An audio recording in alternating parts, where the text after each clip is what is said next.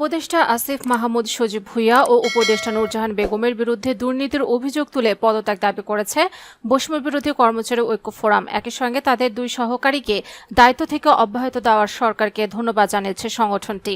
রোববার গণমাধ্যমে পাঠানো এক বিবৃতিতে এই দাবি জানানো হয়। এতে বলা হয়, দীর্ঘদিন ধরে বিভিন্ন মন্ত্রণালয়ে বদলি, পদোন্নতি, পদায়ন ও টেন্ডার সংক্রান্ত তদবির বাণিজ্যে লিপ্ত ছিলেন এই দুই উপদেষ্টা সহকারীরা। এর মাধ্যমে মোয়াজ্জেম হোসেন প্রায় 400 কোটি টাকা আয় করেছেন বলে অভিযোগ রয়েছে। একই ধরনের অভিযোগ রয়েছে স্বাস্থ্য উপদেষ্টা পিউ তুহিন ফারাবী ও ডাক্তার মাহমুদুল হাসানের বিরুদ্ধেও। বিবৃতিতে আরও উল্লেখ করা হয়, অভিযুক্তদের পেছনে ঊর্ধ্বতন কর্মকর্তাদের আশ্রয়প্রশ্রয় ছিলই বলেই তারা এতদূর যেতে পেরেছে। ফলে স্বাভাবিকভাবে প্রশ্ন উঠেছে, তাদের নির্দেশদাতা বা দায়িত্বপ্রাপ্ত উপদেষ্টারা কি দায় এড়াতে পারেন?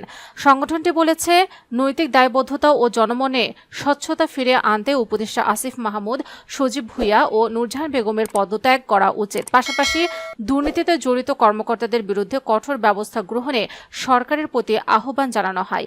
এদিকে দুর্নীতির অভিযোগ অনুসন্ধানে দুদক ইতিমধ্যে মোয়াজ্জেম হোসেন ও তুহিন ফারাবীর বিরুদ্ধে তদন্ত শুরু করেছে। গত বৃহস্পতিবার দুদকের প্রধান কার্যালয়ে আয়োজিত ব্রিফিংয়ে সংস্থাটির মহাপরিচালক ও মুখপাত্র মোহাম্মদ আক্তার হোসেন এ তথ্য নিশ্চিত করেন। এর আগে স্থানীয় সরকার মন্ত্রণালয় ও যুব ও ক্রীড়া মন্ত্রণালয়ের উপদেষ্টার এপিএস মোয়াজ্জেম হোসেন এবং স্বাস্থ্য উপদেষ্টার পিও তুহিন ফারাবীকে দায়িত্ব থেকে সরিয়ে দেওয়া হয়।